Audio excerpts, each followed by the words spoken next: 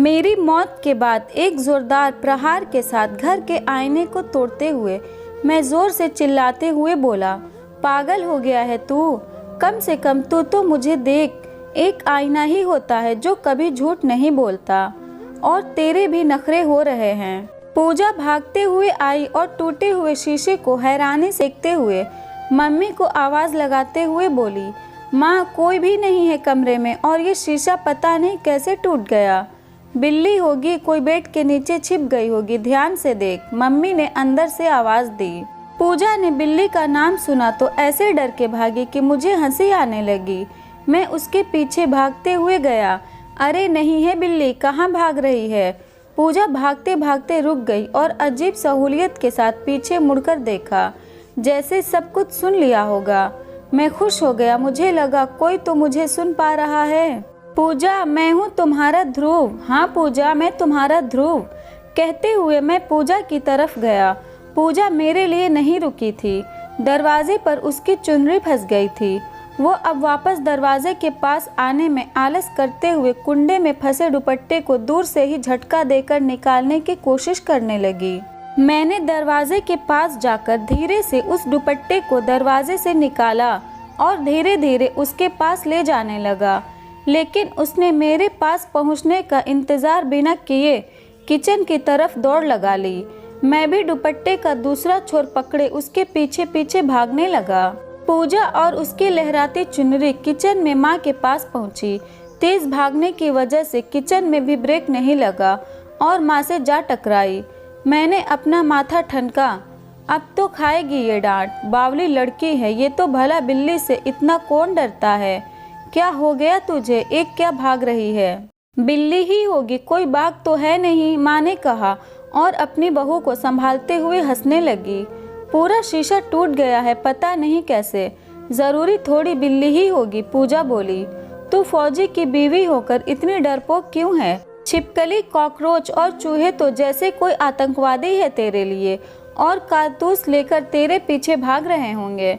हा हा हा, आज आएगा ध्रुव तो बोल देना कि पहले घर के आतंकवादियों का सफाया करो, बॉर्डर के तो करते ही रहते हो, माँ बोली। पूजा भी हल्की मुस्कुराहट के साथ चूल्हे में चढ़ाई खीर को चम्मच से हिलाने लगी। कितनी खुशी है दोनों में मेरे आने की, और मैं सुबह से थक गया दोनों को ये बताते बताते कि मैं आ गया हूँ। कब से तो आगे पीछे घूम रहा इनके, लेकिन नहीं, इनको मुझसे कोई मतलब ही नहीं है। मेरे लिए पकवान बनाने से मतलब है। तो इसको मत हिला, जाकर फ़ोन कर ध्रुव को। कल रात को हुई थी बात तो बोल रहा था सुबह 8 बजे तक आ जाऊंगा, नाश्ता तैयार रखना। 8:45 बज गए हैं, माँ ने कहा। सुबह से 4 बार कर लिया फ़ोन लेकिन वो नहीं उठा रहे हैं। मेरे तो गुड मॉर्निंग का भी जवाब नहीं दिया। आने दो उनको, आज मैं तो बात भी नहीं करूँगी, पूजा ने कहा। सोया होगा, गाड़ी में जाम लगा होगा, जानबूझकर थोड़ी ना इग्नोर करेगा। तू एक बार और कर फ़ोन, जा मेरे फ़ोन से कर ले, माँ ने कहा। पूजा ने फ्रिज के ऊपर से माँ का फ़ोन उठाया और मेरा नंबर डायल करते हुए मिलाने लगी। मैं मुस्कुराते हुए सोचने लगा कि पूजा को मेरा नंबर याद रहता है, वो अपने फ़ोन से भी मुझे नंबर डायल करके फ़ोन करती है, जबकि नंबर सेफ रहता है और कॉल हिस्ट्री में भी पहले या दूसरे नंबर पर रहता है। घंटी जा रही है लेकिन उठा नहीं रहे। घंटे की आवाज़ सुनकर मैंने जेब टटोला तो मेरे जेब में फ़ोन नहीं था। संदेशे आते हैं वाले गाने की सीटी मुझे इतनी पसंद थी कि मैंने रिंगटोन पर वही लगाया था। शायद मेरे फौजी होना भी एक कारण था और उस गाने से मुझे बहुत लगाव था। फ़ोन की रिंगटोन की आवाज़ गूंज रही थी। एक सुनसान जंगल में मोबाइल ज़मीन पर हल्की धूप घास के ओस की बूंदों को ओढ़े हुए वाइब्रेट कर रहा था, और उसके थोड़ी ही दूर एक गाड़ी का एक दरवाज़ा अध जला हुआ था और कांच के काले टुकड़े थे, और पास ही एक गाड़ी के पहिए में अब तक आग जल रही थी। रिंगटोन की आवाज़ कानों में गूंज रही थी क्योंकि मैं अभी मोबाइल के पास जा चुका था। मोबाइल के पास जलती हुई गाड़ी और झाड़ियों में फंसी कुछ लाशों को देखकर मैं हैरान था। मोबाइल को पास जाकर देखा तो मेरी माँ का फ़ोन आ रहा था और मैं जानता था कि मेरी पत्नी पूजा कर रही है। उन्हीं लाशों में खुद को देखकर मैं जयर से चिल्लाया, नहीं मेरी नहीं, बोलने की आवाज़ पूरे इलाके में गूंजी थी, वो भी सिर्फ मेरे लिए। मैं चारों तरफ गर्दन घुमाते हुए धीरे से खुद की लाश के पास गया और उसे उठाने लगा। उसके सीने को मलने लगा ताकि श्वास वापस आ सके, लेकिन ये असंभव कार्य था। मैं हिम्मत हार चुका था। एक तरफ पूजा और माँ दोनों को मेरा इंतज़ार था और दूसरी तरफ मेरी गाड़ी का ब्लास्ट हो चुका था। मेरी तो नहीं, लेकिन सरकारी गाड़ी थी जिसमें मैं और मेरे 5-6 और साथी थे। शायद गाड़ी सड़क से नीचे गिर गई थी। मैं रात के उस वक्त को याद करने लगा जब हम एक साथ बॉर्डर के पास लगे कैंप से अपनी छुट्टी अप्रूव करके लौट रहे थे। सारे भाई लोग भी उतने ही खुश थे जितने हम 7 लोग जिन्हें छुट्टी मिली थी। ध्रुव यार, हमारा मन नहीं लगेगा तेरे बिना। रात को कंबल कुटाई किसकी करेंगे? राहुल ने शरारती अंदाज में कहा। राहुल मेरा सबसे बेस्ट फ्रेंड था और परेशान भी सबसे ज़्यादा मुझे करता था। जब वो परेशान करता था तब मुझे ऐसा लगता था जैसे वो दोस्ती के नाम पर बस मजाक उड़ाता है मेरा। मैं बहुत बार उससे हमेशा के लिए झगड़कर दोस्ती से छुट्टी लेने की सोच लेता था। तंग आकर उसकी बात बात पर छेड़ना और बाकी लोगों के साथ मेरी खिल्ली उड़ाना मुझे पसंद नहीं था। लेकिन हर मुसीबत में जब वो मेरा साथ देता था तो मुझे यकीन हो गया कि वो बस मजाक करके सबको हंसाता है, दोस्ती भी तो निभाता है। उस दिन जब 4 आतंकवादियों ने कैंप पर हमला किया तो बाकी सब लड़ते लड़ते वहां से निकलकर दूसरी तरफ भाग चुके थे, लेकिन राहुल तब तक दीवार लांघ कर नहीं गया जब तक मैं फंसा हुआ था, जबकि वही सबसे फुर्तीला था। उसने पहले मुझे दीवार लंघवाया, उसके बाद खुद लंबी छलांग लगाई। उस दिन मुझे एहसास हुआ कि राहुल ही मेरा अच्छा दोस्त है। कल शाम को हंसते हंसते राहुल ने मुझे विदा किया और खिल्ली उड़ाते हुए कहा, अब तो कुछ दिन अपनी बीवी के पल्लू में बंधे रहना, जिसे परसों मैंने आई लव यू बोला था। सब लोग हैरानी से राहुल की तरफ देखने लगे। मैंने हंसते हुए राहुल को सारी बात बताई। मेरे फ़ोन से मैसेज भेजा था। पूजा से मेरा झगड़ा हुआ था, मैंने इसे बताया था, तो पता नहीं कब इसने ऐसी हरकत कर दी। कमीना है ये, दोस्त नहीं है। सब लोग हंसने लगे। हम गाड़ी से थोड़ी दूर ही गए थे कि राहुल का सैड इमोजी के साथ मैसेज आ गया। आई मिस यू यार। मैंने स्माइली फेस भेजते हुए उसका मजाक उड़ाया क्योंकि मुझे पता था वो यहाँ भी कोई गेम खेलेगा। गाड़ी निकल पड़ी पिंजौर की तरफ। पंजाब बॉर्डर से होते हुए हिमाचल की तरफ जाना था क्योंकि सब लोगों को छोड़ते हुए जाना था। मैंने गाड़ी के लास्ट वाले सबसे बड़े सीट पर अपना कब्जा किया और पेट के बल लेटकर कोहनी पर सारा भार देते हुए मोबाइल हाथ में ले लिया। पूजा को मैसेज करते हुए लिखा, अब तो खुश होना, मैं छुट्टी लेकर आ रहा हूँ, वो भी पूरे महीने की। साथ में मैंने लास्ट सीट पर लेटे हुए एक सेल्फी ली और पूजा को सेंड कर दिया। तब भी पूजा को यकीन नहीं आया क्योंकि उसके साथ अक्सर मैं ऐसी ठिठोली करता रहता था। पुराने फ़ोटो भेजकर उसने तुरंत वीडियो कॉल कर दिया। तब मेरे पास हेडफोन नहीं था तो मैंने फ़ोन काटते हुए पहले बैग से हेडफोन निकाला और उसके बाद दोबारा कॉल लगाने लगा तो पूजा का मैसेज आ गया, मुझे पता है आप आ रहे हो। वीडियो कॉल कर रही थी लेकिन अब माँ के साथ मार्केट जाने लगी। शाम को कर लूँगी, टाइम मिलेगा तो। नहीं भी किया तो भी कल तो आप आ ही जाओगे। पूजा का मैसेज देखने के बाद मैंने कॉल बैक नहीं किया। माँ को कॉल कर लिया। हेलो, प्रणाम माँ। बैठ गया है तू गाड़ी में, थोड़ा ध्यान से आना, ठीक है, माँ ने कहा। लेकिन आपको कैसे? मैं कुछ कहता कि माँ दोबारा बोलने लगी। मुझे बहुत दिनों से ऐसा लग रहा था कि तेरे से मुलाकात होने वाली है, और जब बहू ने खुश होकर बताया कि ध्रुव आ रहा है तो मैं समझ गई कि मेरा उस दिन का सपना ज़रूर पूरा होगा। 2-4 दिन पहले ही सपने में तू आया था घर। सपने तो मुझे भी आते हैं मम्मी, लेकिन बहुत अजीब ऐसे सपने कि मैं किसी को बताऊं भी तो कैसे। अजीब तरह से शुरू होते हैं, अजीब तरह से ख़त्म। मैंने कहा, तू तो बचपन से अजीब सपने देखता है, तेरे सपनों पर तो किताब भी लिखी जा सकती है। अभी वो सब छोड़, तू ये बता कि नाश्ता क्या करेगा? कल सुबह माँ ने कहा।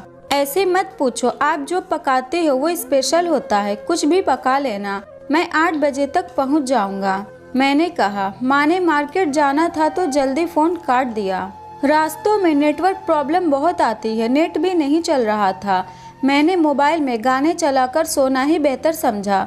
मेरी एक और ख़ास बात थी जिसके कारण मेरा मजाक भी बनाते थे। दोस्त, वो ख़ास बात ये थी कि मुझे जहाँ आंखें बंद करके 5 मिनट रह लिया वहीं नींद आ जाती थी। कभी कुर्सी में, कभी किसी पत्थर में, कभी कभी कैंप के अंदर चटाई बिछाकर ही सो जाता था। इतनी प्यारी नींद थी कि इंतज़ार करती आंखें मूंदने का। गाना सुनते ही मुझे गाड़ी में नींद आ गई। उस नींद के बाद मुझे कुछ याद नहीं। मैं घर चला गया तो मुझे कोई देख नहीं पा रहा था। मैंने घर का शीशा तक इसलिए तोड़ दिया क्योंकि उसमें मेरी परछाई भी नहीं दिख रही थी। पूजा ने भी नहीं देखा, ना ही माँ ने। जब पूजा ने माँ के फ़ोन पर फ़ोन किया तो मैंने पाया कि मैं तो किसी जंगल में ही बेसुध पड़ा हूँ। फ़ोन पर फ़ोन आ रहे थे और मैं अपने चारों तरफ जल रहे गाड़ी के पुर्जों और साथियों की लाश को देख रहा था। एक अजीब सा डर मेरे मन में था क्योंकि मुझे अभी अभी पता लगा कि वो शीशे में मेरे नहीं दिखने की वजह क्या थी। पूजा ने क्यों मुझे नहीं देखा, क्यों माँ को मैं महसूस नहीं हुआ। मुझे सब मालूम हो चुका था। इस सब का कारण था कि मैं मर चुका था, लेकिन मेरी आत्मा को सिर्फ घर जाने की बेचैनी थी, इसलिए वो शरीर छोड़कर घर चली गई। अब मैं घुटनों के बल अपने गिरे पड़े मोबाइल की तरफ गया। झाड़ियाँ इतनी थी कि कोई ठीक से तन कर चल भी नहीं सकता।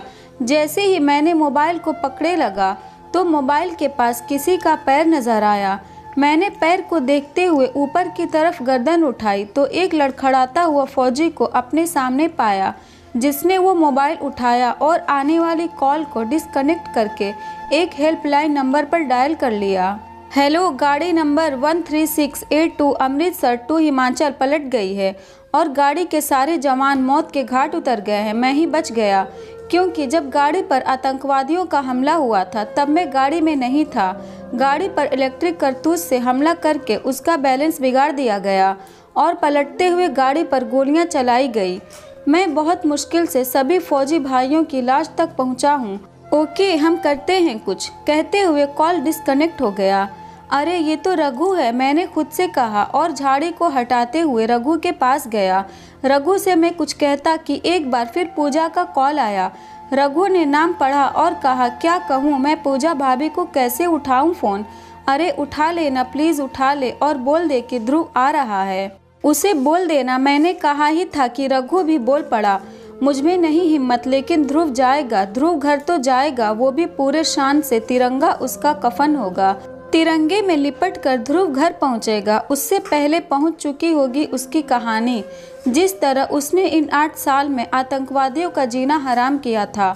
घुसपैठियों को उनके कैंप से घुसकर मारने का खिताब भी तो ध्रुव को ही हासिल है। यही नहीं, ध्रुव ने अकेले 8 आतंकवादियों से लड़कर सुपर हीरो की उपाधि जो हासिल की है, उस दिन को कैसे देश भूल जाएंगे जब 4 जवानों को शहीद करने वाले आतंकवादियों ने ध्रुव को किडनैप करके पूरे देश को चुनौती दे दी थी और अपनी शर्त मंजूर करने के लिए धमकियां दे रहे थे। ध्रुव ने ही उस शर्त को न मानने को कहा था, लेकिन सरकार ने अपने जवान के लिए शर्त मंजूर कर ली थी, तो ध्रुव ने उन सभी आतंकवादियों के साथ उनके शर्तों का भी नामो निशान मिटा दिया था। रघु अकेले अकेले आंखों में पानी लिए मेरी तारीफ किए जा रहा था। अरे बस कर मेरे भाई, रो मत, तुम मेरे लिए रोते हो और मुझे फिक्र उस माँ की है जिसने कल शाम को भी ठीक से खाना नहीं खाया होगा। ये सोच कर कि कल सुबह अपने बेटे के साथ खाऊंगी। और मेरी बीवी पूजा कितनी बदनसीब है, वो उसे तो प्यार से गले भी साल में एक बार लगाता हूँ। वो भी इंतज़ार कर रही होगी कि मैं आऊँगा तो पहले ढेर सारी शिकायत करेगी और उसके बाद अपने दिल की बात बताएगी। मैं फिर से उसका हाथ पकड़कर उंगली से उसे घुमाते हुए किसी हिंदी पुराने ज़माने के गाने में झूमूंगा, जैसे हर बार झूमते थे। आखिर उसे भी गर्व होता है कि उसका फौजी पति छुट्टी लेकर आया है, जिसे वह सुबह शाम याद करती है। बहुत सारे अरमानों पर पानी फिर चुका था। मैं भी ठहर गया और रघु भी अभी वहीं रुका था। उसने फ़ोन तो नहीं उठाया, लेकिन अब वो अपने ही मोबाइल पर फ़ोन करने लगा क्योंकि उसका मोबाइल खो चुका था। उसे उम्मीद थी कि यहीं कहीं गिरा होगा। सूरज की शुरुआती किरण अब झाड़ियों से छनते हुए हमारी तरफ आने लगी और झाड़ियों की ओस भी कोहरा बनकर उड़ने लगी। रघु हमारी लाशों के पास ही बैठ गया और इंतज़ार करने लगा कि उनकी मदद के लिए टीम आए। मैं अब जान चुका था कि मैं मर गया, इसलिए अभी इन झाड़ियों से ज़्यादा ज़रूरी था घर जाकर ये देखना कि कहीं उन तक खबर तो नहीं पहुंच गई। घर गया तो अभी भी वहां कुछ नहीं पता था।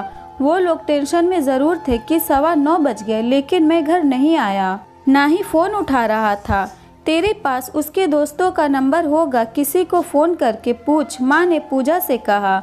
एक ही का नंबर है, राहुल का, लेकिन वो साथ नहीं आया। मैंने किया था उसको फ़ोन, पूजा ने कहा। एक बार और करके पूछ ले, वो ध्रुव के अलावा किसी को फ़ोन करके पूछ लेगा, माँ बोली। माँ की ज़िद को देखते हुए पूजा ने फिर से राहुल को फ़ोन किया। इस बीच राहुल की रघु से बात हो चुकी थी, मेरे फ़ोन से, इसलिए राहुल सब जानता था। एक झिझक के साथ राहुल ने फ़ोन उठाया। हेलो भैया, आपकी हुई बात उनसे, पूजा ने कहा। राहुल के पास कहने को कोई शब्द नहीं थे। उसने कांपती रोती सी आवाज़ में कहा, भाभी आप टीवी खोल लो। कहते ही राहुल ने फ़ोन काट दिया। टीवी खोल लो सुनते ही पूजा सुन्न पड़ गई। एक तरफ राहुल की दर्द भरी आवाज़ और ऊपर से उसने कुछ बताया भी नहीं। पूजा की हिम्मत ही नहीं हुई टीवी खोलने की। फिर भी वो आगे गई और टीवी खोलते हुए सोफे में बैठ गई। पूजा को शांत देखकर माँ की चीख निकल आई। सुबह सुबह शीशे का टूटना पहले ही अपशगुन हुआ था। ऊपर से उसकी दाईं आंख सुबह से फड़क रही थी, जिसे वो सिर्फ इसलिए इग्नोर कर रही थी क्योंकि हमेशा अच्छा और पॉजिटिव सोचना चाहिए। टीवी में समाचार इस प्रकार से, सुपर हीरो ध्रुव और उसके साथ हुए आतंकवादियों के धोखे का शिकार। कुछ दिन पहले ध्रुव के दिखाए कारनामे से डरे हुए आतंकवादियों ने रात के अंधेरे का फायदा उठाकर किया पलटवार। देश को फिर से हुआ 6 जवानों को खोने का नुकसान। फिर से भारत माता के 6 पुत्र अब हमेशा के लिए सो गए हैं। अपनी मां के गोद में 6 शहीद जवानों को पूरा देश देगा भावभीनी श्रद्धांजलि। शहीद जवान ध्रुव की जगह उनकी मां निर्जला देवी को किया जाएगा सम्मानित।